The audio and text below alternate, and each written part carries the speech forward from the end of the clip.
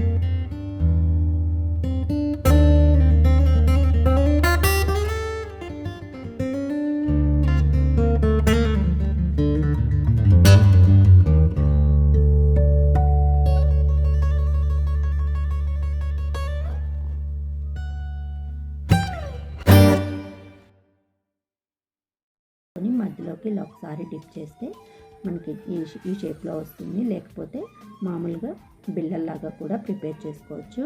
అంతేనండి, ఎంతో టేస్టీగా ఉండే కోకోనట్ పేడ రెడీ అయిపోయింది. నేను చెప్పిన ఈ కన్సిస్టెన్సీ, నేను చెప్పిన ఈ ప్రాసెస్లో ఒకసారి ట్రై చేసి చూడండి. స్వీట్ చాలా బాగా వస్తుంది. వీడియో లాస్ట్ వరకు చూడండి. నచ్చితే లైక్ చేయండి, షేర్ చేయండి, కామెంట్ చేయండి.